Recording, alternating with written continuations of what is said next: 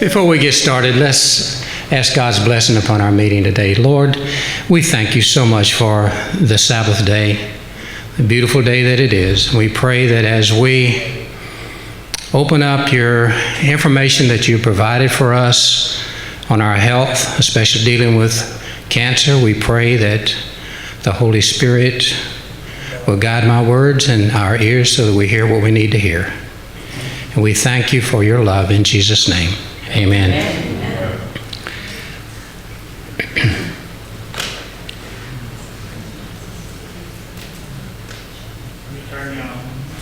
Okay.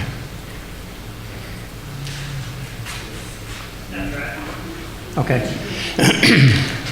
If you'll notice these treatment targets that I put up, there are others, but the immune system, the third one there says angiogenesis, and the fourth one, apoptosis. The other three, you don't find too much happening in the medical industry, but I will share this with you, that number 2, 3, and 4, the pharmaceutical companies are working on many different chemicals to try to answer these types of questions on treatment regimens. Now, I'm not going to go into those too much, but the reason why I put the immune system where it is that it is involved primarily in everything that we're talking about. And certainly with diet, because we're going to talk about that a little bit today. But the fact of the matter is that our immune systems are really what fights cancer.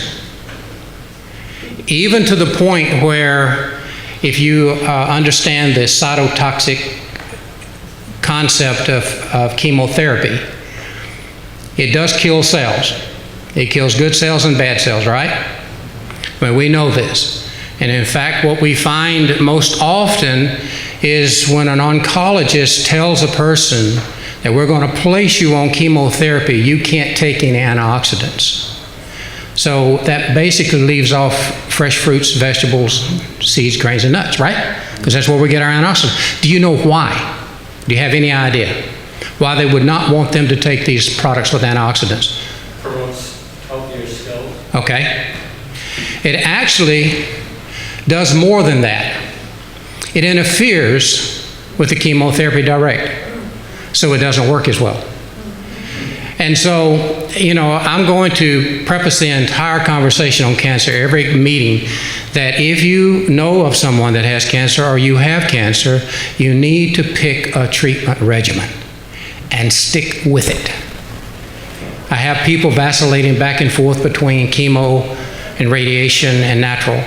It doesn't work that way. You really need to stick with it, even though the statistics show that chemotherapy itself is not really that effective.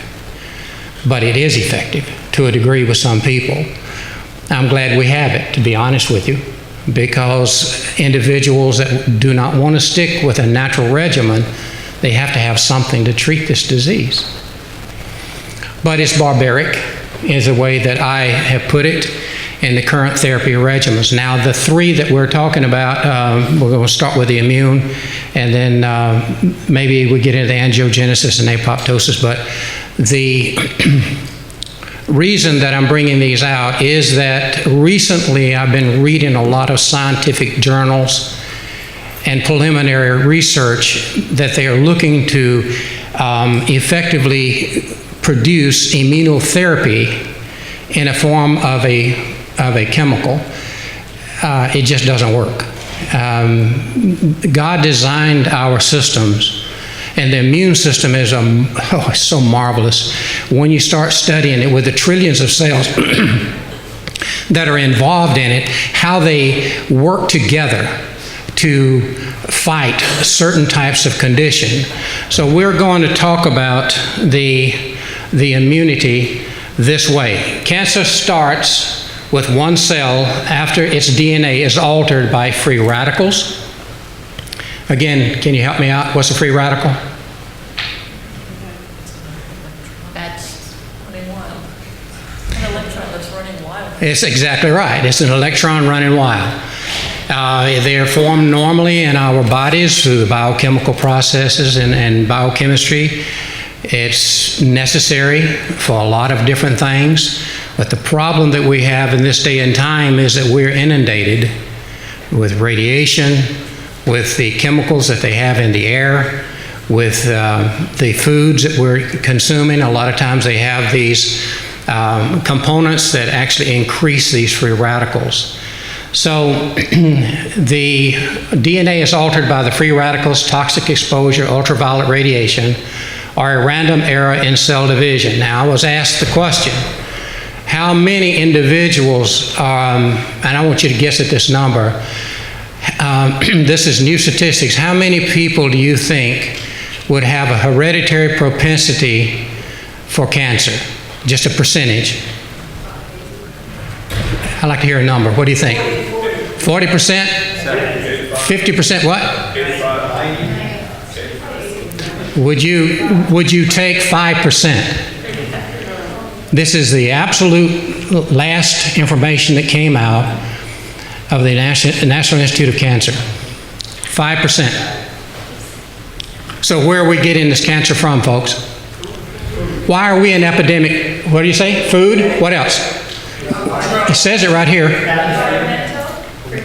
All of the things that we have talked about in this is that we, every day of our lives, are inundated with individual carcinogenic compounds that can actually create this. The environment actually is about 80% cause for cancer. This, again, is not my statements. This came actually from the National Institute of Cancer, okay? Most of the time, this change in the DNA isn't a big deal. Either the change is harmless or it is so damaging as to be fatal to the cell itself. But sometimes the changed DNA gives the cell new abilities while at the same time disconnecting it from the community of the body. And the terminology that they use on renegade cells is altered self cells or non-self cells in the immune system and in the body. And it manages to evade the immune system totally and multiply, and this can lead to cancer. Other things too, other than cancer. So what we want to do is we want to look at the immune system just briefly here, just so you kind of get an idea of what we've got. Did you know that your tonsils are part of the immune system? Yeah. And adenoids, and what happens when you got a little bit of a sore throat or whatever when you're a child, what does the doctor want to do? Pull them out, right? Down at on the end of the small intestine, you have the appendix. Did you know that that was part of your immune system? Yes. And what do? You get a little problem with the appendix, and instead of trying to flush it out, because most of the times it's with small seeds that get in it that cause the irritation, they won't take it out. Then you have the other parts of it is like the lymph nodes. You know about that, of course, the thymus, the spleen, Peyer's patches. The bone marrow, of course, is where the stem cells are produced, and then the lymph nodes and the lymph vessels. The immune system, and we'll say this again, the immune system basically has a circulation system of its own. And it's the toxic dump for our bodies. So I have a question for you.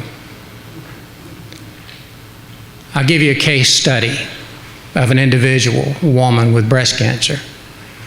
She had a radical mastectomy, and they started taking out all of her lymph nodes. Have you heard of this? This is routine. Why do you think they do that?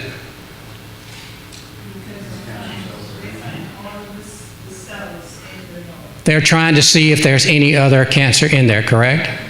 There is a better way to do it than taking them totally out, because that's your defensive mechanism. Main line, directly. And when it's removed, and I want you to listen to this because I didn't make these statements. This comes out in medical journals, okay? That surgery and biopsies may be a leading cause to the metastatic processes. Now, the question that I have, of course, is how does the doctor know that he's got all the cancer when he tells you, I've got all the cancer? If any of you are considering surgery, which I won't talk against that because this maybe in some cases you need it, I would try to ask the physician, what do you do if indeed any of these cancer cells broke off and started circulating either in the lymph or the circulatory system? Do you have a program for me to kill this metastatic process? Because not a lot of them do. But you ask them and they will. Yes? And I always thought that's what happens when you do a biopsy. Say it again. Say that. I personally always felt that's what happens when a biopsy is done. Right. They let the cells loose. Right. Yes. I have followed many cancer patients that went through surgery. The statistics show that the individuals where they performed the surgery, there was a success. And they have a 5-year program if you survive 5 years from that particular cancer. What I did not realize is that if it's a metastatic cancer in the middle of all of that, they don't include it in the statistics. You understand what I mean? So for the 5-year statistics that they're quoting, the American Cancer Society, SEER, and some of these others are kind of bogus numbers because that's really what happens. It happened with my mother, it happened with my dad, and it happened with my first wife. And I followed others with this. Now, there are some things that we're going to discuss in another meeting, and that is on metastatic processes, on things that are natural that really will kill those circulating rogue cancer cells. And they're all natural, and it works. Studies have shown that it works. So if the doctor, if you do go or have any friends that go for surgery, make sure that you understand this and research it yourself on what they need to do to stop this, because it is quite high, the numbers of the metastasis from biopsies and from surgery, okay? All right. A tumor is, as I said, rogue cells. What happens is that in a normal process, a cell in the body will live for about 121 days, and then its service is over, and there's a process that goes on. It's called apoptosis, and the body will use the good materials from that, and whatever it doesn't use, it excretes. Cancer cells don't die. They continue living. And whatever happens with this rogue DNA that happens in there, it continues to divide as old, nasty cells to the point to where it becomes a tumor. And then we'll study it probably next time on angiogenesis, is what happens when this tumor gets to a certain size, when the blood vessels start growing to it for it to start growing exponentially, and how to stop that too, naturally, okay? Altered cells resemble our normal cells enough so that the immune system can have a hard time recognizing it. We've discovered enzymes on these cancerous cells, especially on tumors. And these enzymes are part of the natural body function. And so the immune system comes screaming by it, and it doesn't recognize it as a cancer or non-self cell. And it leaves it alone to grow. So what we want to do is discuss on how we might be able to help our immune system recognize this. It says, luckily, our immune system include the elite commando troops called the natural killer cells. It's part of your white blood cells, the lymphocytes. And these natural killer cells are primarily, they're specialized in seek and destroy mission against these altered self cells, these cancerous cells. So our entire approach to this is, by the way, an actual picture that they took with the electron microscope of a natural killer cell in our immune system. Kind of weird looking, isn't it? But you see those little tentacles there, they will actually go along and they touch different cells if they feel there is an abnormality there, and they will engulf it and eat it and destroy it. The problem is, folks, that most of us have a suppressed immune system. And during Thanksgiving, or Halloween actually too, Thanksgiving and Christmas, what do we eat? Too much food, number one. Sugar. And do you realize that every teaspoon of sugar, and I've said this many times, I'm going to repeat it because it's toxic and I might as well. Every teaspoon of sugar that you eat, it takes your immune system 12 hours to build back up. It's that toxic. Sugar should not be in our diet. Simple sugars should not be in anybody's diet, especially during cough, cold, and flu season. Okay? But if you have a propensity, a family history, or whatever of cancer, or diabetes, or any of these others, just say it's poison to your system, leave it alone. I want to stress that very, very strongly. Yes, ma'am? What about the raw sugar, turbinado? There is no difference. There is no difference. Honey is the same thing. It can create a real problem because you have the sugars, the simple sugars that are in there, even though there are minerals in honey. Now, some of the raw sugars will have a mineral complex with it as well. But you're eating a simple compound, a refined compound, that goes directly into your system. And do you know that sugar feeds cancer? Sugar also builds your glucose up in your system, challenges your insulin, and is really, truly a precursor for diabetes. Yes, ma'am? What about fruit? Fruit has a lot of sugar. Good. Fruit with fructose and other sugars, you must remember, if you eat the whole fruit, what's in there other than the sweetness? Fiber. Lots of fiber. And when you have the fiber, and these are natural fibers, that slows the process down in allowing sugar into the bloodstream. And that's the reason why that it's recommended in cancer patients, whereas a simple sugar would not be, to a limited degree. Okay, all right.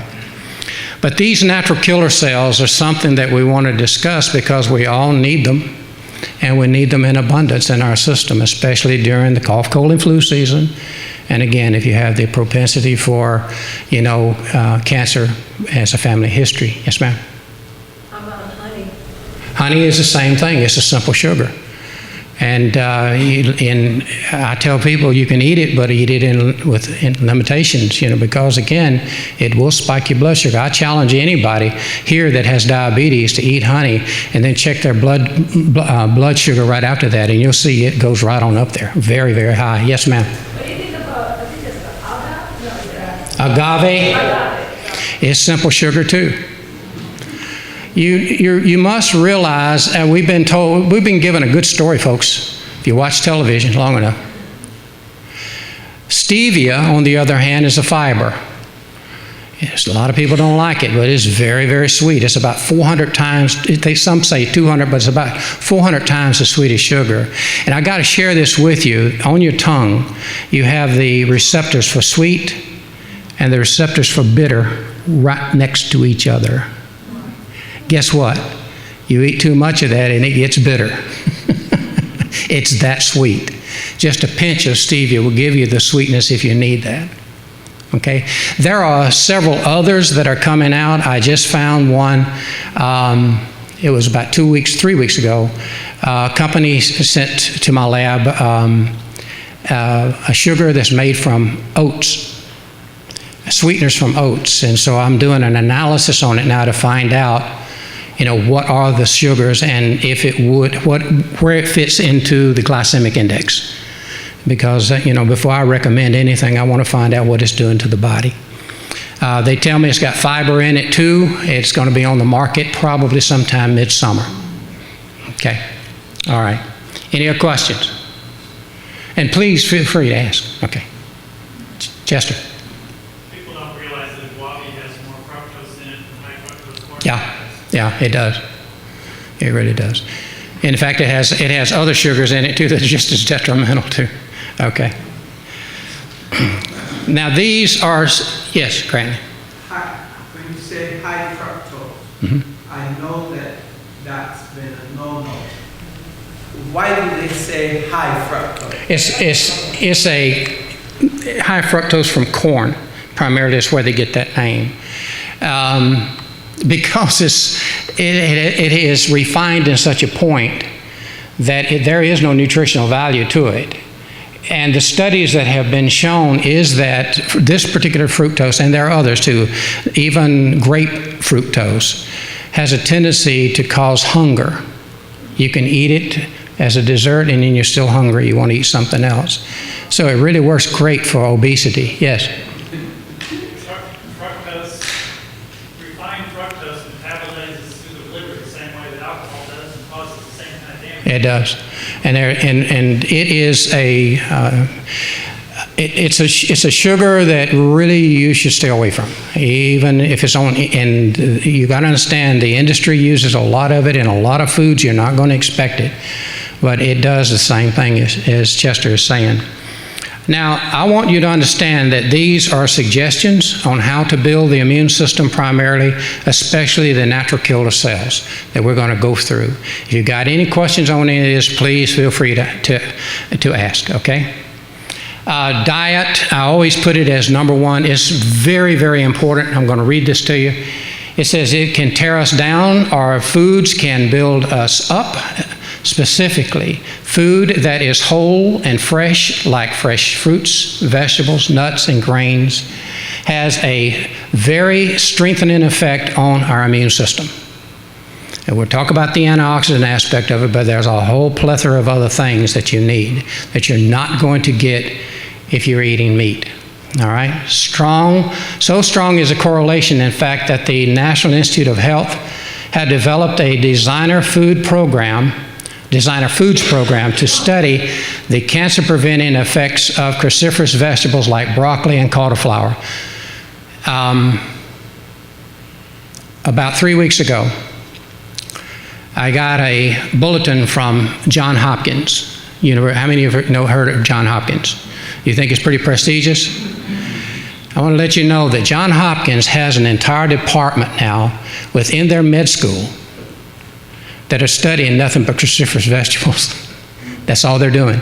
Specifically, they're looking at the glucosinolates. These are the compounds that we find in broccoli and kale and cauliflower and all these. And these particular compounds, when they break down into our systems, form these wonderful cancer fighters.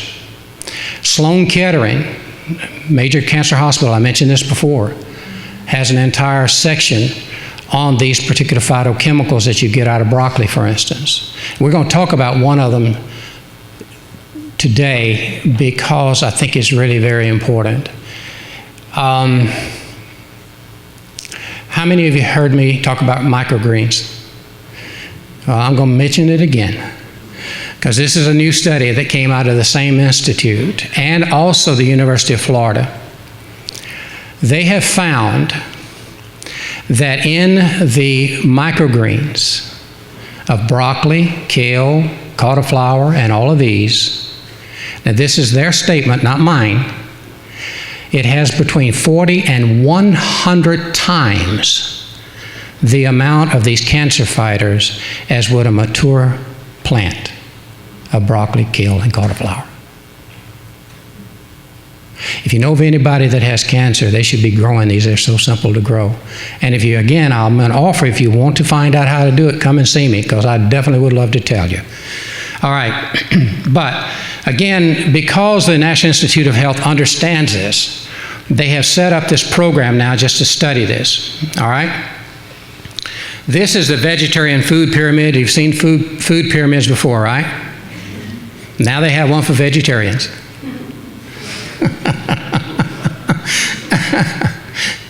I think this is kind of cool because right at the top, your vegetable fats and oils. But there's no meat on there at all. You do have, in the second tier there, it mentions the substitutes, or actually the alternative meat substitutes. Even those are a limitation because they use a lot of sugar in those too. You got to be careful with what you eat, okay, in this situation. All right. Vegetarian diet. You've heard me say it time and time again. It's the best diet. Actually, vegan is the best, especially for cancer victims, okay? No meat or meat byproducts whatsoever. You just have to make sure that you get enough of folic acid and B12. That's all. I'm not going to go over this because we've talked about it in the past on this, but if you have any questions on any of this, please feel free to ask. Foods full of chemical additives and preservatives are a toxic load on our liver. Foods that are not fresh still give you calories and some vitamins, so they do not have all of the value, but they have some of the value. But some foods have no value whatsoever. White sugar is one of the biggest offenders. There is no benefit to taking it. It has calories, that's about it. Many studies point to the fact that sugar is an immune suppressant, and we've talked about that briefly. These are common scenarios: a sore throat that develops after binging on sweets, or children who have recurrent ear infections or chronic tonsillitis if they consume a lot of candy, sugared beverages, and other treats. Other stimulants such as coffee, tea, and sodas seem to have a similar result if they are overused. The common theme here is energy. Foods that are solid sources of energy and vitality build us up. Foods that cause intermittent boost in these artificial energy periods, they have a tendency to weaken our immune systems.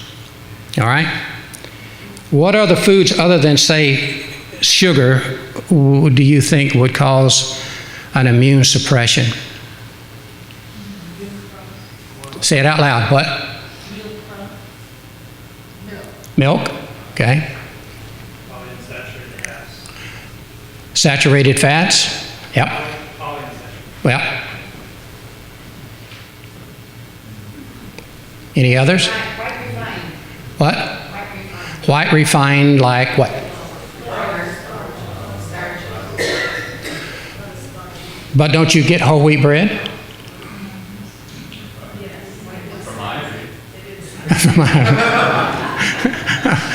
Okay, we'll forgive that. You have to be careful when you're buying stuff commercially because it's loaded with this refined materials. And they're all very detrimental to your immune system, folks. Yeah, because I've been hearing talk about the fact that whole wheat bread is not good for us. And this has been within the last couple of months I've been hearing this. That it's not good for you? It's costly problems. Well, I think that has to do with the GMO wheat. So it's not the wheat itself, it's just the way it's being manufactured. Well, actually, it's the wheat itself. Well, by manufacturing. This is modified wheat. And we have, let me tell you, there is an epidemic on gluten intolerance that we never saw before in this country or in the world. And it is my contention, now I don't have any science on this one, folks, it's my contention that it's from them messing around with the genes of these grains. They need to leave it alone. It's not God's design, folks. When you take a gene from the wheat and add a microorganism gene in there so that it is resistant to some kind of a bug or resistant to some kind of pesticide, it's totally nothing more than a money-making scheme from these larger chemical companies. Scott? Aren't we paying for a lot of the GMOs that they modified back in the late 90s now with deteriorated products? If you go shopping now, you look at the products and you see GMO. Right. Well, I've mentioned this before, Scott, and I'll share this with you, that Monsanto and how they did this, folks, I have no idea. But they coerced Congress into passing a law that it's illegal for a state to require that it's a non-GMO or a GMO rating on any foods. So that way you don't always know what you're getting. But I did a study, I told you this story, some of you haven't heard it, on the Roundup Ready soybean that they grew right up on Julie's dad's farm. And this, as I mentioned in the last meeting, these fields are just beautiful. All these soybean plants and not a weed in the field. All you see them out there spraying it all the time with this Roundup. And I want to share this with you. The scientists have not studied the GMO processes and what it does to the food and when we consume it. It's no studies, none, zero. So you have no idea what you're eating or what it might do to you. Now, they have studied more recently the actual active compounds, say in Roundup, and there are 2 surfactants in Roundup that it gets systemically into the plant, and now they're saying that it's carcinogenic. And there's a big movement to sue Monsanto to stop doing this. But I'm going to tell you, they already have the Congress behind them. I don't know how that's going to happen. I'm not telling you this is a conspiracy theory. This is fact, folks. This is science. And there are a lot of scientists that are upset with this whole thing out here in the world, and they're trying to do something about it. All right. Immune-building dietary guidelines eliminate, as we said, refined foods. Eat at regular times every day. Don't eat between meals. Why? I mean, you've heard me say it before. I want you to give me an answer. Why shouldn't you eat between meals? Give the stomach time to digest. Give your stomach time to digest the food all the way through, right? Okay. Yes, sir. Every time we eat, it's a drain on the body to actually Right. digest and assimilate. Right. So, We need it to rest. so you've got the energy that it takes to digest the food, and in the middle of this digesting processes, you throw something else in there. So that requires more energy from the body to do this. Well, let me follow this down just a little bit further down, like in, say, the small intestine. What happens when you do this is that it puts a real nasty strain on the small intestine. Now, understand something. 85% of your immune system is in the gut lining. 85%. And when you're doing this to your system, you begin to break down that part of the immune system because you put a challenge on it by eating between meals or eating too much, eating too often. And I know there's a lot of diets. I've been asked this a dozen times. If we eat these small meals, we lose weight. Yeah, but you're going to pay the consequences for it. You're going to pay the consequences for it. In a spirit of prophecy, it says 2 meals a day. A lot of you are eating 2 meals a day. But I do not suggest that for the elderly, nor do I suggest that for diabetic patients. You need to eat those 3 squares, but it should be about the same time every day. And again, why do you think that is? Right. The body is set up to digest it then. It's ready for it. You've got yourself in a rhythm, and it's easily digested at that time. Okay? So remember that. Along the line of a good, solid, great vegetarian or vegan type diet, eat them 3 squares or eat them twice a day. And at the same time, do not drink with meals. I'm guilty of this. Do you know why that is? It does what? It dilutes the digestive processes and the stomach. Enzymes. What else? Okay, good. Yes? It causes digestion to be much longer because the liquid takes 4 hours and the solid is 5. So the liquid will go ahead and then later the solid will come back 5 hours later. So your stomach is continually being overworked. So there's no time of rest. Well, let me ask you this. That is absolutely true. But you still have a process where the food goes through and empties out of the stomach, right?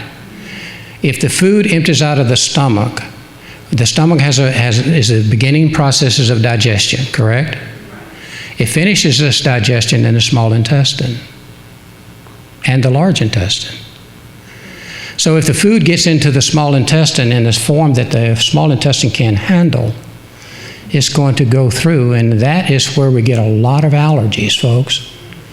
we're finding that these foods, because we've already broken down our immune system in the gut lining, and that it absorbs now, the natural doctors call it leaky gut syndrome, but it's an increased permeability of the small intestine, and it will allow some of these larger particles of protein to get into the bloodstream.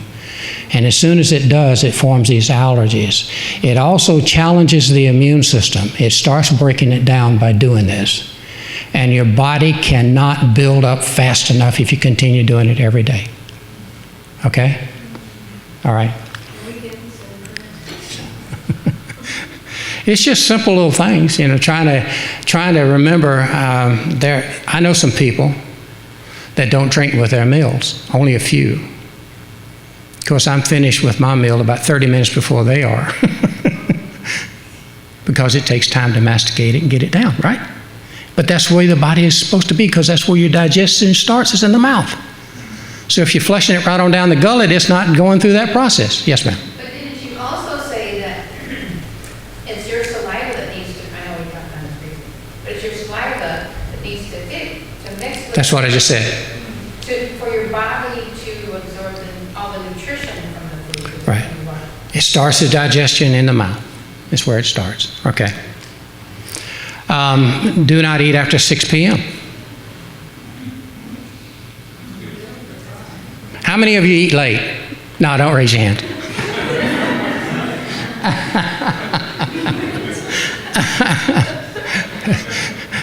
Well, again, if you want to have your food putrefy in your stomach, do that and continue with it. And guess what? It challenges the immune system again.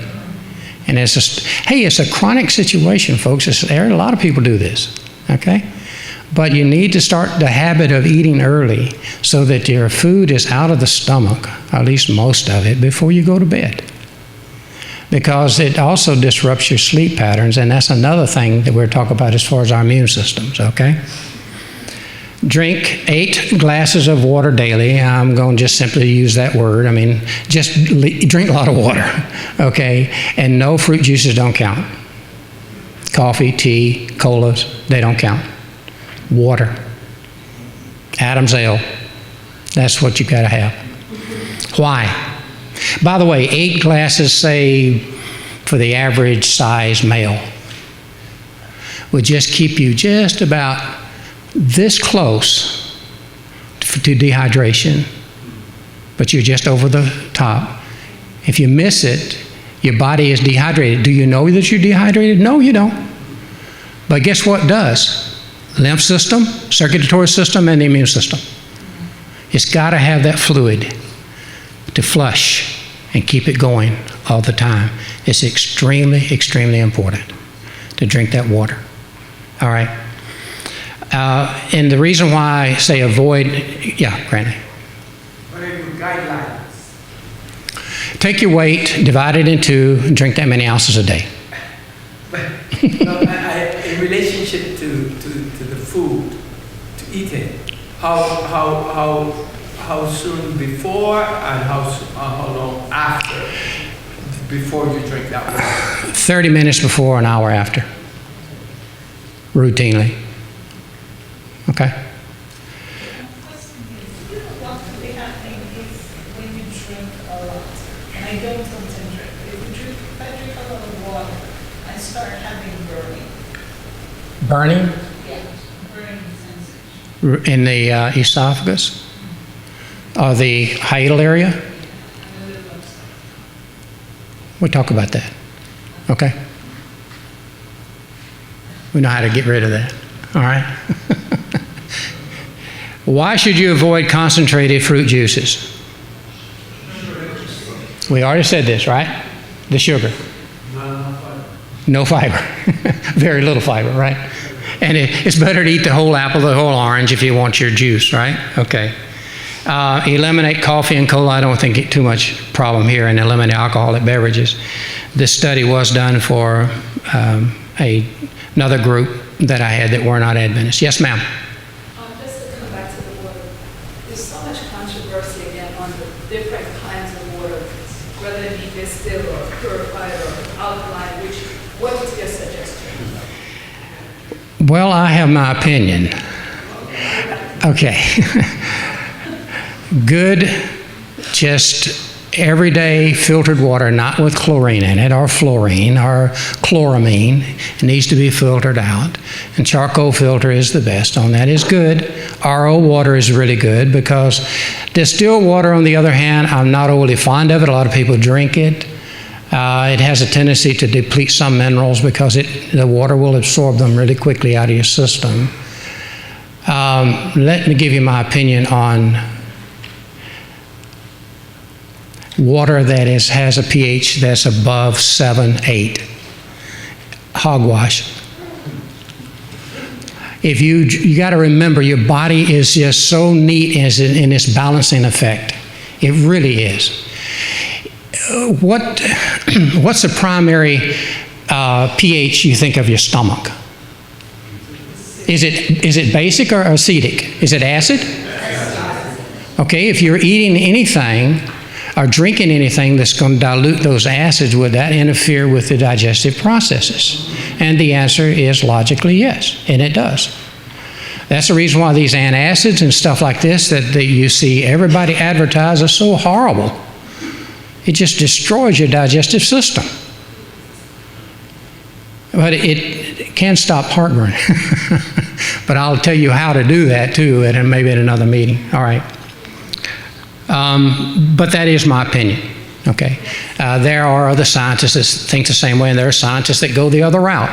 That you need that high pH water, to balance out and get your alkalinity, or take baking soda. And I notice that there are some natural doctors out there that are talking about using baking soda as a cancer fighter. I don't agree with that, because that just really destroys the digestive system. And that's what you've got to have. I want to talk about antioxidants because we mentioned that in other segments. I just want to share this with you. I think that within the next 2, 3, 4 years, whenever somebody says antioxidant, you're going to think automatically in your mind something like, now, if I say vitamins, what do you think of? Vitamin C or vitamin E? Or in the future, you're going to know the names of these antioxidants because they're so important. Now, you're not going to remember proanthocyanidins or anthocyanidins or polyphenolic compounds, but they're going to have names that you're going to remember because they are going to be very, very, very important for your health. And I have to share this with you. I wish that it was just we're the only ones with this information, but it's really getting big in the teaching institutions around this world. The antioxidant therapies are coming on strong. But where do you get antioxidants, folks? Fruits, vegetables, what else? Nuts, seeds, and grains. Okay? You don't get it in pork chop, or hamburger, or chicken, or milk. Well, you do, of course, they add some. Butter. Okay? All right. Antioxidants protect the body from damage caused by harmful molecules called free radicals. We talked about that, as I said, in the beginning. Many experts believe this damage is a factor in the development of blood vessel disease, cancer, and other conditions. And I use that was an old statement. It's now been proven. Examples of antioxidants include some vitamins such as your vitamin C, vitamin E, your minerals such as selenium, and there are many others. And then the phytochemicals that we talk about a lot, like in cruciferous vegetables, like I mentioned already, the glucosinolates and the flavonoids that you get from most fruit. The best sources of antioxidants are fruits and vegetables. I just threw this in to show you some, I don't know whether you can see that well. UV, ionizing radiation, smoking, and that's secondhand smoke too, not necessarily as a smoker. The air pollution, inflammation in your body, and in the normal processes in the mitochondria, it's formed these free radicals. This is where they're formed. But you notice that most of them are environmental, right? How about geoengineering? Yeah, all of that's part of the dietary situation we're involved in. And by the way, we really don't know, because no studies have really been done on that yet. It is the opinion of scientists today that it's really creating a havoc. 600,000 people will die this year of cancer. 1950 per capita of all age, about 200 and 100,000 died of cancer. Anyone over 65, it was 1,000 in every 100,000. In 2012, 2012, that was the same number. We're not gaining any ground here. And the reason for it is we are diagnosing cancer earlier. So there are a lot of people who are living longer because cancer is chronic. A lot of times, prostate cancer, breast cancer can go for years before it gives you any trouble, but you still got it. Okay? But any time that you get involved or you're around some of this stuff, you know, it increases your chances of it growing more rapidly. And so it is important that you're adding these good antioxidants to your diet. The best and highest sources of antioxidants in vegetables are the list that I have up here. This again came out of this new study from the National Institute of Health. And these are the highest level of antioxidants of all of the vegetables that are out there. Okay? Now, if you want to get this, I can send this to you. But you notice that a lot of them on there, like the cauliflower, the cabbage, the kale, and what have you, those are your cruciferous vegetables. You have, and they even have it broken down now into the phytochemical in these vegetables that are the best antioxidants, like allium in garlic and celery and in onions. Allium is extremely important for first-line therapy for patients with throat cancers or stomach cancers. I wish that I could say that corn should stay on there, but it's probably going to have to come off.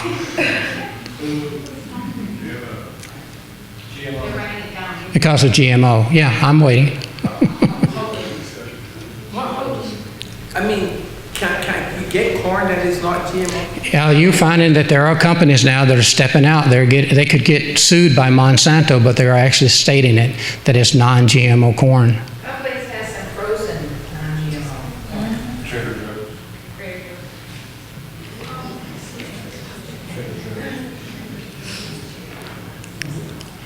Is there another question? I'm sorry.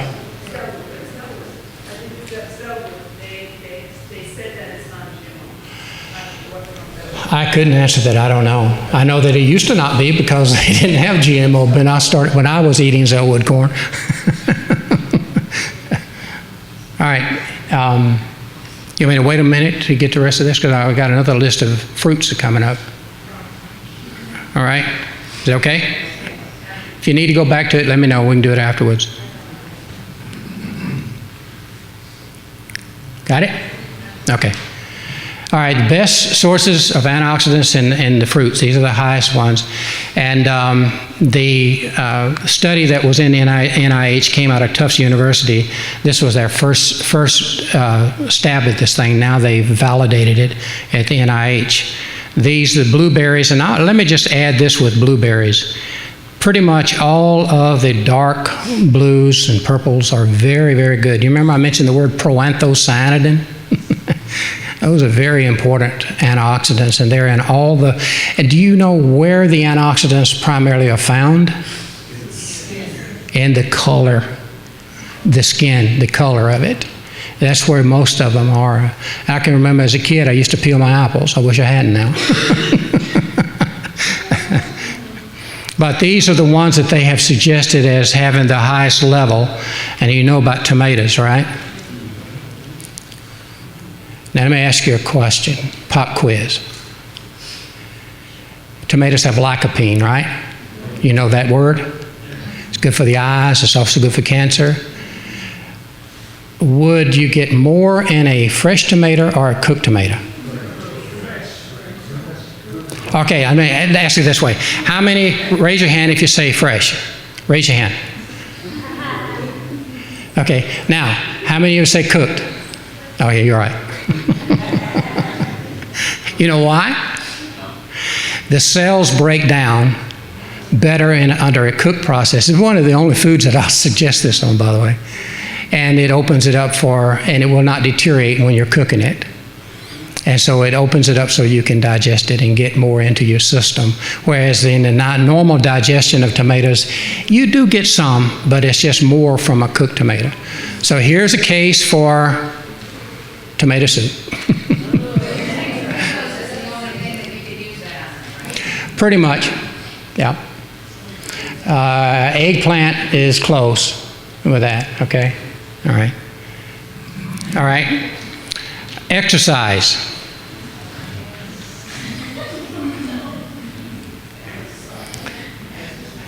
When we exercise moderately, and notice the word, I should underline it, is moderate. I have a good friend who had a real bad back, but he found out that he could exercise with his bike. And so what Frank would do is he'd get out on the road and he would ride. You know how many miles he would ride a day? 70 to 100 miles a day. He always had a cold or sniffles. You know why? Because the immune system was doing all that it could do to help build his body back up, and if he was inundated with an infection, he got it because it wasn't there to fight it. But moderate exercising is different. It actually builds up the NK cells, the natural killer cells. Walking 30 minutes a day. Is that difficult? Hey, let me make it even simpler. How about 15 minutes in the morning and 15 minutes at night? Okay, is that tough? Okay, 10 minutes 3 times a day. You're still getting the exercise that you need, okay? Preferably all in one session, but you need to do that. And again, folks, you know, sometimes when speakers get up and they start telling you these things, it's almost self-incriminating. Okay, you got it, right? Okay. Exercise also causes our blood vessels to dilate so that circulation is increased. More white blood cells, and that's the ones that gobble up. That's your Pac-Man, okay? That's those little things. And by the way, I had a real excellent, I was doing a dark field microscope study. Do you know what a dark field microscope is? You can actually see live blood. We actually had it on the screen, and we watched a white NK cell go up to this foreign body. We don't know what that foreign body was, and it just completely engulfed it and killed it right there from the individual that it was. We took the blood from. He's looking at that and he said, "Do I have that much more in me?" I said, "Yeah." Again, what we did with him is we took in this particular study, and we gave him do you remember me talking about CellQuest here? The juice from the Musa plant?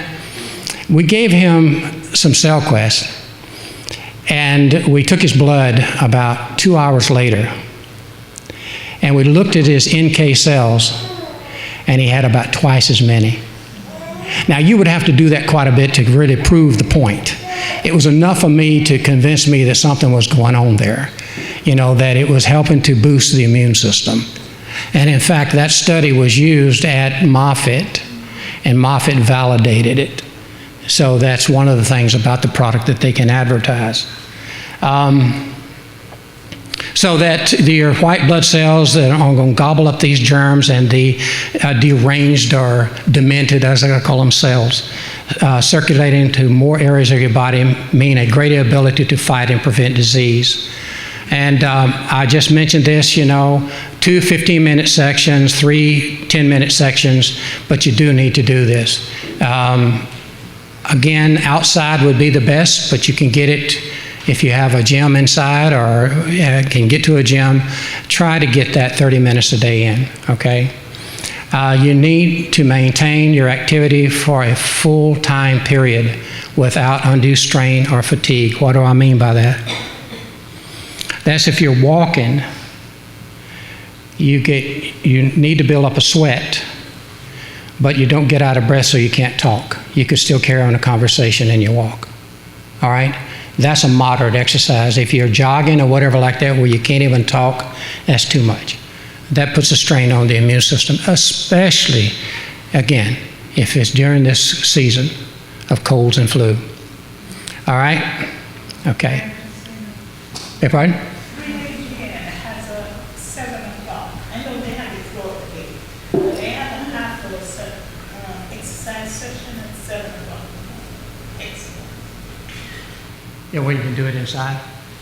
Yes. Ah, yeah, okay. All you need is an hour. Well, this section down here at the bottom, I've already quoted that in another one of my meetings, but it's from the Spirit of Prophecy. It says, all who can possibly do ought to walk in the open air every day, summer and winter. It says a walk even in winter would be more beneficial to the health than all the medicine the doctors may prescribe. Folks, she said it, I didn't. And I do believe in the Spirit of Prophecy, okay? Inactivity is a fruitful cause of disease. Exercise quickens and equalizes the circulation of the blood, and I might add the lymph system as well. But in idleness, the blood does not circulate freely, and the changes in it so necessary to life and health do not take place. So you think exercise is important? If the Holy Spirit directed it, folks, I think we need to be doing it, Grantley. Are you recommending this 7 days a week, 6 days a week, 5 days a week? Yes.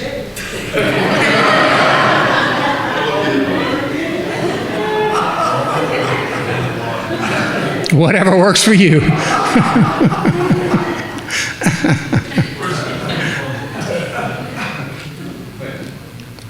Dennis. Is a certain amount of vigorous exercise beneficial to the muscles, including the heart muscles?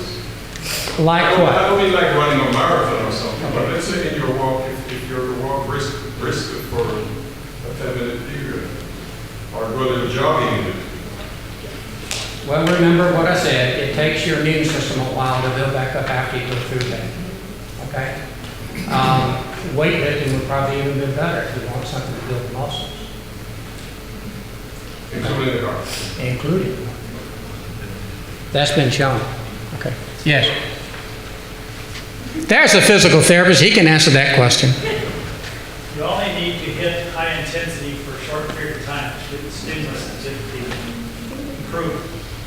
If you do it for 30, 45, 50 minutes, throw your body into a huge inflammatory cycle. You don't want to do that. So what's the short Okay, period? but as you get older, the muscles lose their Things like interval training, push a little, back off, push a little, back off. You can get all the benefits without the detrimental effects. All right, what's your short period of time? Depends on 3 you. minutes, 5 minutes? Depends on you. What feels hardest to you. But don't do that for 30 minutes. How long? Push up for 10, 15 seconds, a minute. When you get up, heart rate gets up, back off, recuperate. And it's going to be different for each one of you because you're all on different levels. For cardiovascular, heart situations, I totally agree. In a cancer situation, if you have cancer, I would not suggest the heavy-duty stuff for the period of time until you recuperate. If you're trying to prevent it, absolutely. Okay? All right, stress hurts. You know, one of the first seminars that I did was on stress. I know you probably don't remember any of it, but anyway. If you notice that big word, it's called psychoneuroimmunology. You know what that means? This is connected to this. You know where that, by the way, it started? You know where this whole thing started in P&I? In our own hospital, Loma Linda. They picked up on the laughter is good medicine. A merry heart doeth good like a medicine. And they actually did show this.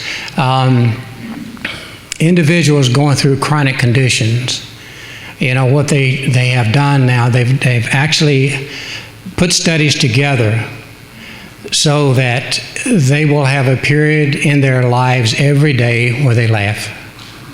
Yes? We are told that stress can cause disease.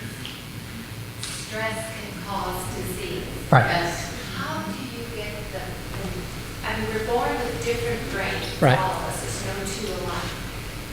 We have anxiety in our Right. lives. What can we do to lower Okay. that anxiety so it becomes a habit with us in our body so that we can ward off this anxiety? Well, let's talk about that because I've got it here. Because that's absolutely one of the most important things. See, you should have done this seminar. You could do this. Stress is a killer, okay? We did a long study on the adrenal glands and the rest of the endocrine system. But, what we showed with that study was that stress, number one, is accumulative. Did you hear me? It's additive, it's accumulative. So your little stresses that you run through could also be tied in with, say, an internal stress that you don't even know about, an inflammation or something that's going on. Or you actually step out in traffic and a car horn blows and it shocks you. Or the anxiety of tax time. All these things are cumulative. And it has a very detrimental effect on the adrenal glands. Yes, ma'am. Well, if we had to take a poll here, just in this room of individuals, some people have the ability in their brain to say, oh, well, I'll do it tomorrow.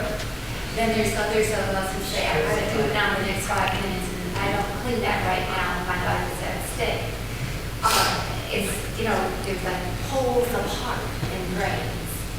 The ones that have the most anxiety, of course, are the ones who have to do it immediately.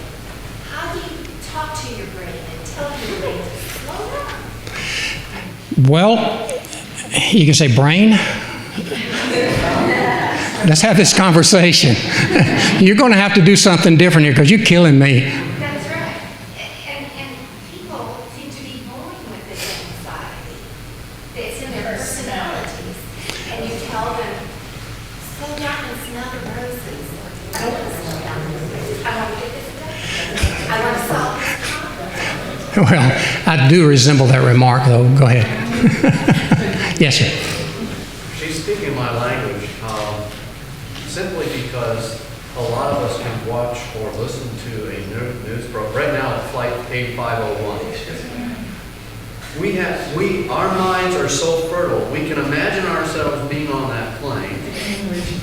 And it went down, and we imagine fighting our way out of it. And we imagine our family, how they would be sick at heart not to know what happened to us. And it just grows and grows, and we actually experience it as if we went through it. And as another, by the way, testimony to not watch the news. No, but I understand what you're saying, totally. And it is the stuff that we as Adventists know, folks, come on. We know this is going to happen in this world. You think these are bad? Just wait, folks. It's going to happen. Now, we're going to be anxious about this? Be anxious for nothing, it says in Scripture. Why? Who's in charge?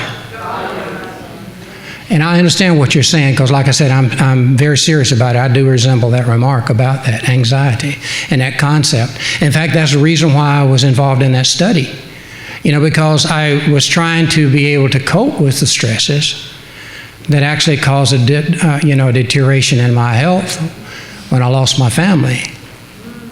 And so, the things that go on in our lives, even the little things like this, is that we do need to be able to say, God, I can't deal with this. Could you handle it for me today, please? Because that's what He's there for. Because He says, I don't want you to worry. Don't be anxious for anything. That's hard to do. It's easy to say, hard to do, for me. Okay. Noah. I was a problem when it comes to Christmas time and possibly other favorite holiday season in the whole. But for the Christmas time, it's like for the past 2 years, when people ask, what are you planning for the Christmas? I'm often saying, I wish I could disappear and reappear after Christmas. and the reason is that what society imposed on, and it kind of gives this kind of guilty feeling and this anxiety wanting to get out of the city because I'm thinking so many people are going to ask, where's that gift? And where's that gift? And so I'm having a guilty feeling because I'm not able to dish out at home. And there was such a relief when I saw for about the Christmas event. I tell you what, next Christmas, let's you and I go up to Ocala National Forest until it's all over. Is that all right? You just camp out and not worry about it, right? All right. These studies on the PNI have shown that chronic stress is an immune suppressant. That's the main thing that I'm trying to get to the point. There's a lot of other things that happen, but the endocrine system is affected negatively, the heart, thyroid, everything is affected, but the immune system, which we're discussing today, is definitely affected by this mind over matter type situation. So to answer your question, it is a real problem that needs to be addressed on stress. Everybody needs to find that little magic thing in their lives that will do this. First of all, I think meditation on Scripture and spirit of prophecy and prayer with God is the main thing that you need to be doing anytime you feel stressed. Exercise is very good.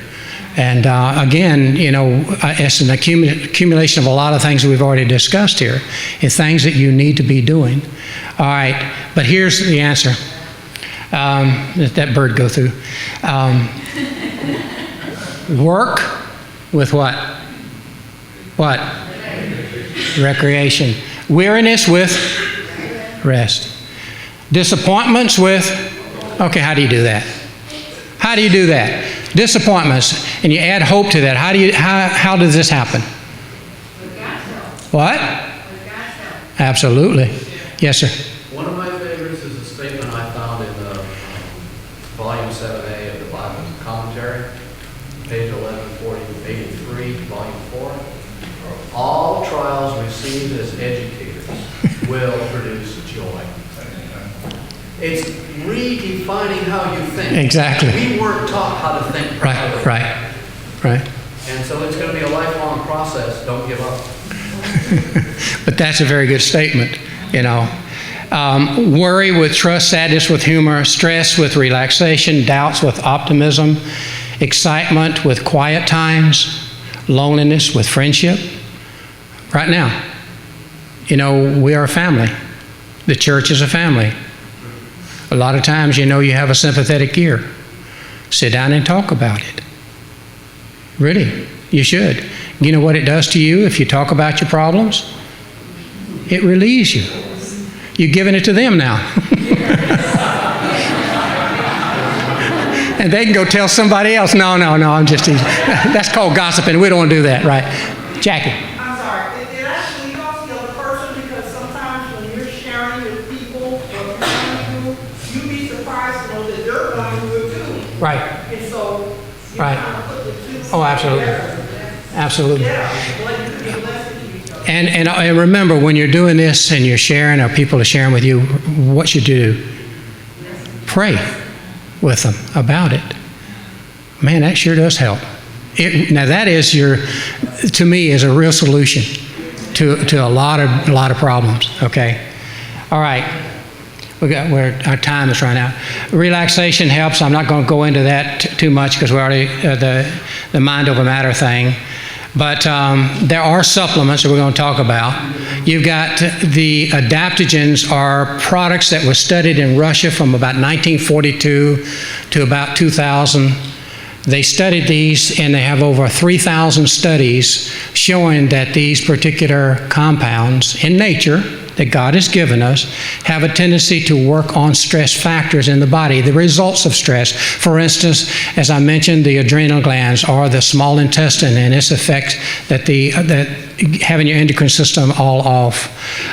It does nothing for the mind that I can tell, but it does with the results of a lot of stress. And these are the adaptogens that they studied, these 7 first ones here. Since that time, they had others. These are available if you find that you're into a lot of stress and you need something to take. You know, I don't always recommend this because a good diet will help, but these are there. Now, I found something very unique about these as well, is that in some areas of the world, they're using these to treat cancer. So I think there's a correlation there, don't you? Between the stresses in our lives and what have you, and taking some of these compounds that you can find. And these are very readily available pretty much everywhere now. I've been studying the one there on the bottom, the other adaptogens recently. It's called Holy Basil. It's Ocimum sanctum is the name of it. They find it over in the Himalayas. Every one of the temples over there with these monks, they grow this stuff around every one of them because it's to them this holy, food that they eat. What they didn't realize is that the chemical compounds in there have a wonderful effect on whenever your body is under stress. You find that the cortisol levels go high. And holy basil, when given, just brings it right down to normal levels. So neat. So if you find yourself anxious, just taking a product like that will help you. I've been doing some studies on it. Yes, Chet. Is all basil form? No. No. This is just one different species. Okay. There's only 692 different species of basil in the world. And they come in all flavors. Where are you finding them? This one is available in health food stores right now today. Yeah. That's what they call it. Exactly. The scientific name for it is Ocimum sanctum. That's the Latin word for it. But these were studied by Dr. Israel Breckman, and I met him before he passed away. I met him in '73 and talked about his studies that went on, and he picked up a study from another gentleman in 1942. And like I said, they've done these clinical studies on this material. It's probably the most widely studied non-patentable product in the world. And they have, and I have, at one time I had a notebook, it was about this thick, one of those big notebooks of some of the studies that were in there, translated out of Russian and German and these other things. And in there, it read like a who's who in what I needed for my life, so that's the reason why I went into the study with it. Because I do take them, trust me, every day. And they are very good. You say you take holy basil? I do, yeah. I take the health food store. You told me that already. Okay. I think I'll give you a better one.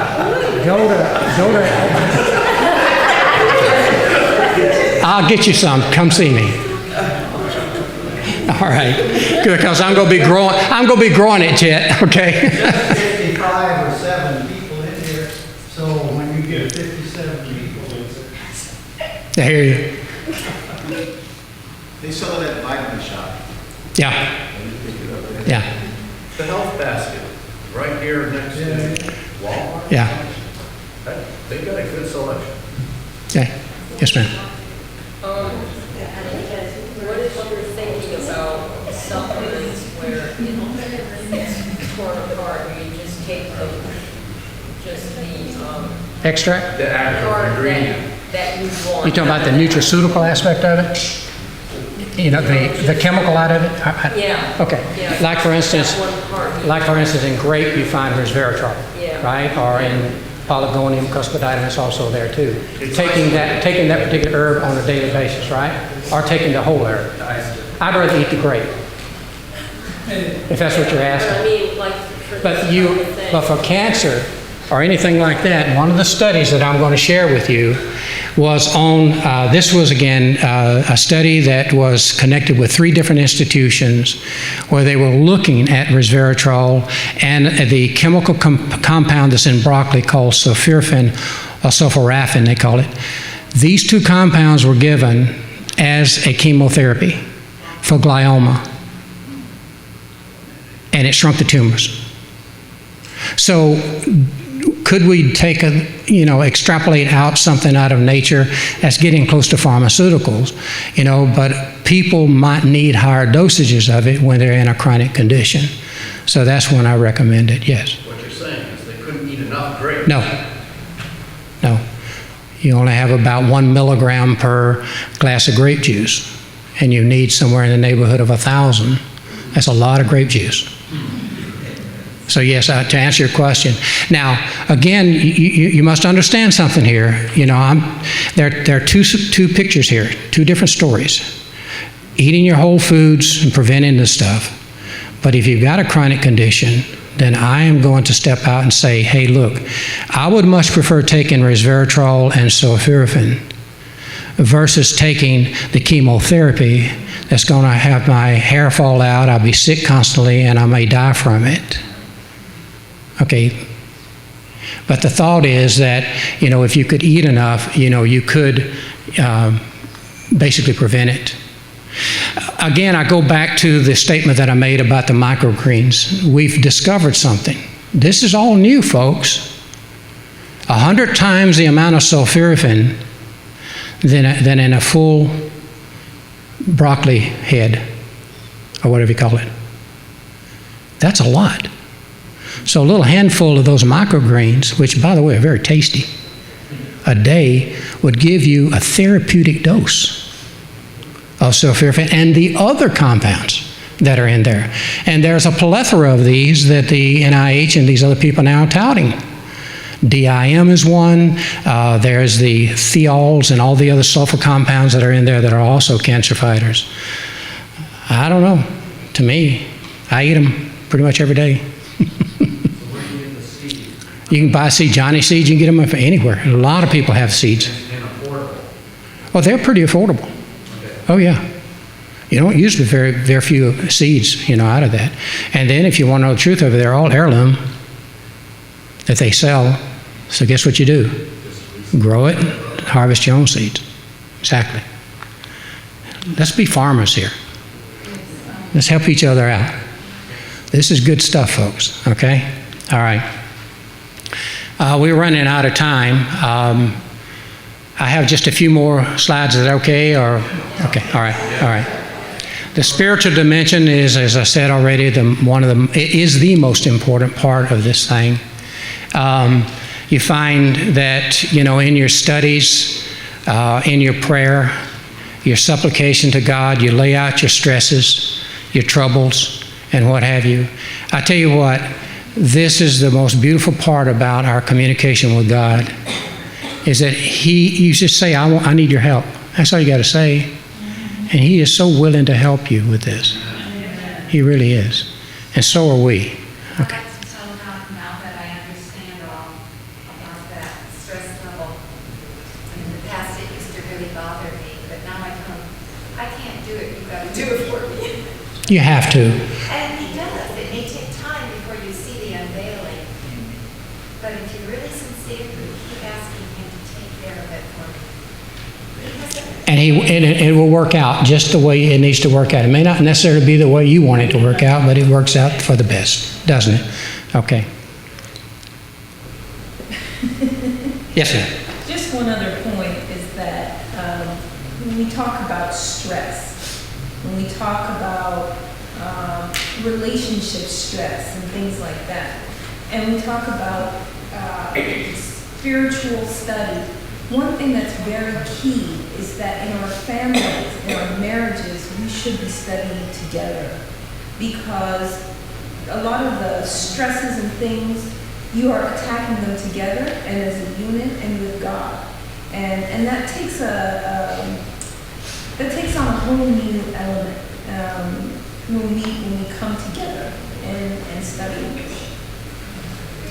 Thank You know, as a community of God, you know, the family unit is, we all know, so very, very vital.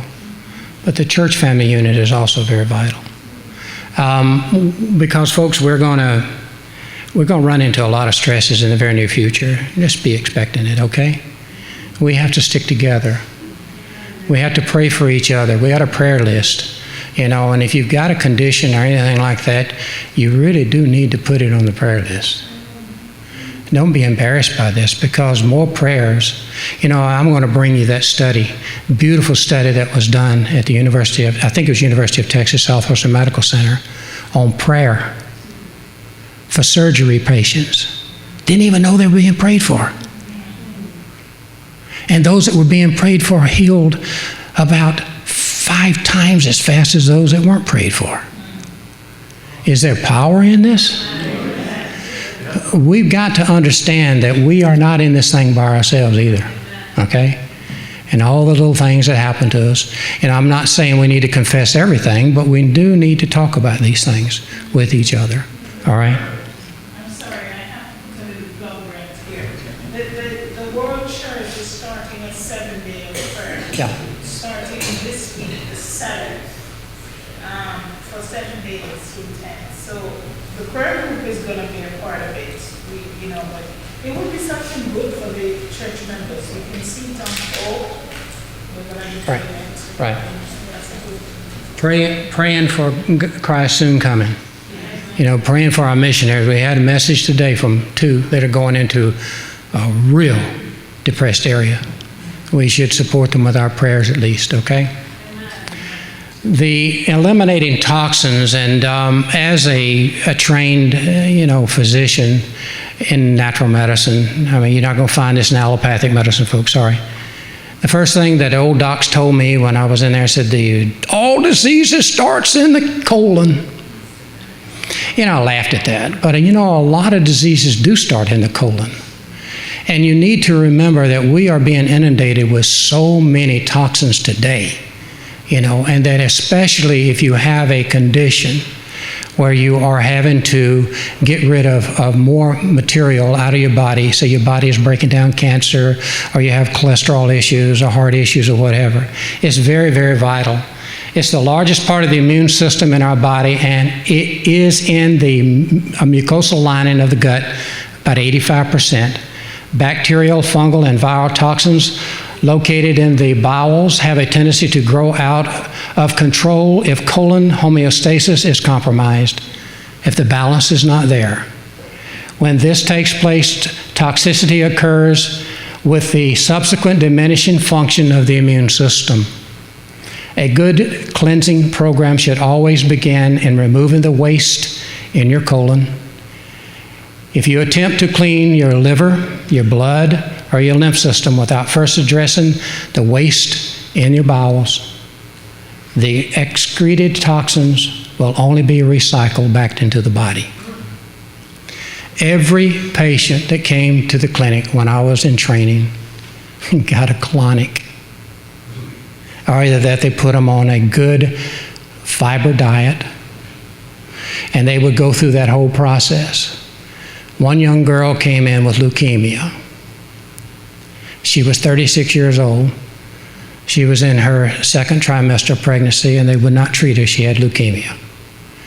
And you know what she asked us, the doctors there, as I was in the room? She said, I don't want to die, and I don't want my baby dying. So the first thing that the old doc that was my mentor said, well, we are going to start cleaning you out. She had almost 30 pounds of fecal material in her colon. And I'm going to tell you, it was only about 3 days later we came back in and her white blood cells were almost normal. She did have leukemia. She lived about 26, 27 years longer with leukemia, staying on her vegetarian diet and keeping her colon clean. The point that I'm trying to make here is that, you need to constantly be aware of this, especially, again, during this season. If you have a tendency toward cholesterol issues, cancer, diabetes, or heart problems, you need to keep it clean. And how do you do that? I take fiber. A plant-based diet is the best. Stay away from refined flours and sugars and what have you. And I'm going to give you as a rule of thumb, men need about 50 grams of fiber a day, women about 35. Do you know what the average male is getting? I'm not talking Adventist, I'm talking about the world. The average male is getting what? 12 grams. And females are right behind them. I know we get more because we eat a lot more vegetables. But the fiber is the most important, but I guarantee you very few of you in here are eating 50 grams or 35 grams of fiber a day. So you need to start building that up. But remember one thing, it's important to have the water along with it because you got to eliminate that. And what happens is there are two types of fibers. You have the soluble and the insoluble. The insoluble fiber, like cellulose, are your brooms. Sweeps it clean. The soluble fiber is your antioxidants. It absorbs sugars and toxic materials and fats out of your body. So it's very important to get a balanced one. Psyllium seeds are the best, but there are many others out there. Oats are very good as well. All right. Okay, sleep, talk about that. How many of you have remembered what I said about when's the best time to get to bed? 10 to 1. Why is that? Recharges your body and your mind. They have now found in studies that the hours between 10 and 1 o'clock is when the body refurbishes itself, rebuilds itself, especially the endocrine system. So if you're going to bed after that, and the other rule of thumb, I just heard it on the radio. In fact, Chester, it was on our station, said that he said that every hour before midnight is worth more than 2 hours after midnight as far as your body's recuperative powers. So you got to get to bed early, and you might as well start practicing it now. All right. But again, if you don't get proper sleep, how many hours a day? 7 to what? Did you know that if you're getting more than 9 hours of sleep, that has been associated with decreased health? And if you get less than 6, or 6 or less, it's also a precursor for poor health. So there you go. Little window right there. 8 hours in the middle of it, 7 to 9 hours. Yes, sir. I was listening sometime this week, we were discussing vitamin D, and people, when we work nights, that they all about it, of getting the sunlight, Right. which is not very good at all. Yes, D3 is what you need to take. In fact, I routinely tell individuals that are in chronic conditions like cancer that they should take between 5,000 and 10,000 IUs a day. You won't find that in any of the charts on RDIs from the government. They may say 600 at the most. Why that much? Is because the body needs it, period. As we've been working in assisted living facilities and talking to people, the older the people seem to get, they sleep a lot less, and they're claiming they can sleep 5, maybe 6 or 8 hours. Yeah. Is there a reason for that, or is it just life in general? No exercise. They're not active. And they probably nap all through the day. If you've been in a nursing home or an ALF, you understand what I mean. Okay. Check. This D business, there's D listed, and there's D2, and there's D3. D3. Now, on the D3, it comes from lanolin. Comes from what? These that I've been looking at, they're bragging about being vegetarian and so on. And you don't have shellfish, and you don't have, you don't have milk, and blah, blah, blah. But not a word about the fact that it says it's derived from lanolin. It's only a small portion of it that is, Chet. They derive it from animals too, but you can get a vegetarian source for D3. It's a recumbent that they do. Yes. Get it through Neil Nedley.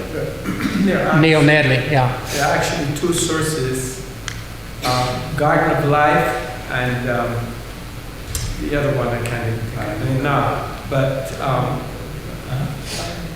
yes, so there's no, all D3s do not have to be derived from lanolin or animal product. The vitamin shop carries vitamin code. Do they? Okay. Vegetable based. Yeah, okay. Yeah. So what's the matter with D2? This is what you get in silk and almond. There's a conversion factor. There's a conversion factor. And you couldn't drink enough of the milk to get what you need. To be honest with Is D2 synthetic? you. It is. It's synthetic. D2 is synthetic, the one that you find in commercial materials.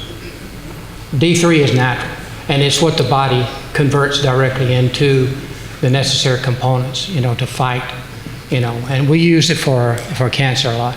We really do. Yes, ma'am. If you're vitamin D deficient, taking the vitamin D2 won't bring up the levels like the vitamin D3. According to literature, no, it doesn't. You're saying I'm correct or incorrect? I would say D3 is the best way to go. Okay. All right. Yeah. Okay. All right. All right. I want to talk about the supplements just a moment. Again, these are some extracts or whatever. They're not necessarily the whole compound that you find. But the reason that I selected these is that these are the ones that they've shown to stimulate the NK cells.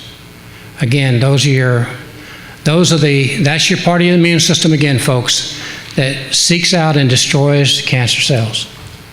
So if you need a supplement, you think you want to take one for this, I might go ahead and add a vitamin complex to this too, and some minerals. But these in particular, the resveratrol that we get from grapes, the sulforaphane from broccoli primarily, the maitake D fraction is from the mushroom maitake. It's one of the three major medicinal mushrooms they have in China and Japan. The PSK is also can be found in the health food stores. If you can't, you can find the whole compound, the versicolor. The active hexocorrelated compound is also from a mushroom. This is a sugar compound, a long chain sugar that stimulates the basic phagocytic portion of your immune system, including the NK cells. And then the rice bran extract called arabinoxyline. I like that product, and they've used it in the studies, and it's on prescription in Japan, and it's now on prescription over in Europe as a cancer fighter. We can get it in a health food store here, and that's called MGN3. Okay? Yes, sir. The naturopathic doctor prescribed Dilimini. Where does that fit in? Limonene? Dilimini, just from the orange peel. Well, again, we have found that some of these compounds are called phytoalexins that we find in orange, tangerine peeling, and what have you, and that's one of them. Its effects, now I know that there are some studies on it, but I haven't seen any validation in human studies, only in animal studies so far on that. Yeah. But those are very important. I mean, if you could eat your orange peeling or your tangerine peeling, it might be good. You can go to a naturopathic doctor and he's got a bottle of it concentrated already. Yeah. Put a few drops in your clothes. Yeah. And they are good. Okay. All right. In conclusion, our immune systems face a daily onslaught of stresses. In an otherwise healthy person, common signs of a weakened immune system including frequent colds, flu, susceptibility to infectious diseases, sinus infections, headaches, anemia, skin eruptions or lesions, joint inflammations and swelling, as well as chronic allergies, all are signs of a weakened immune system. You can build and maintain a strong immune system. How? By what we just discussed. By putting in all the basic nutrition your body needs from fruits, fresh vegetables, nuts, seeds, and grains on a daily basis. Getting good quality, restful sleep each night. Reduce your stresses. And you might take the supplements to help you do that. Take immune-building supplements and get adequate exercise. When you adopt a healthy lifestyle, you'll be giving your body the best and most important tools it needs to build a healthy immune system to fight cancer and other diseases. Okay, any questions? Yes, ma'am? Specific. How is it that we don't understand what fibromyalgia is? Fibromyalgia? It's an autoimmune dysfunction. It's just like lupus, and the actual causes of it is part of the immune system factors. Okay, did you not know that? No, I didn't. It is an autoimmune condition. What causes it? And the studies are going on right now. I don't know. But some of the same things that we talked about here are good for fibromyalgia. I'm going to have a session on fibromyalgia. I really am, because we started working on this when I was in Texas, working with a group from Baylor when they first started identifying this thing. And they found some very unique things that you can do for it. And I'd really like to do a presentation on that. There's a lot of it out there. It really is. It's like with lupus and chronic fatigue syndrome, all of those are very closely related to the immune system. Is that it? Hear anything new on psoriasis? No. But I have been asked that a lot, and I noticed that some of the studies that are going on, some of the newer types of preparation, topical preparations in particular, because that is also, connected with the nerves and the immune system. But I don't have anything on it, no. Okay? Tell me about turmeric. I keep hearing people say turmeric is good for inflammation. Yes, it is. Cancer. Yes. Okay. Yeah. In fact, one of our, session is going to be on inflammation. We talk about turmeric. We also talk about boswellia, or frankincense and myrrh. They're all antioxidants and anti-inflammatories, and very, very good. And yes, they do. And treating inflammation as far as a cancer treatment is very important as well. And as you noticed on the beginning, it's one of those that's on my list. We'll talk about that, okay? Okay. I tell you what, let's stand and have prayer, if you will, please. Loving Father in heaven, we thank you for this day and for all that you do for us and all the wonderful things that you have prepared so that we know that we don't have to suffer from the diseases that sin has caused on this world, or at least we have a fighting chance with it. We turn all these conditions over to you, and anything that we need to study for our own health, we pray that we will do so, just as we would be studying Scripture, because it's important that our temple be in accordance with your will, that we can be your true witnesses on this earth, is our prayer in Jesus' name. Amen. Thank you.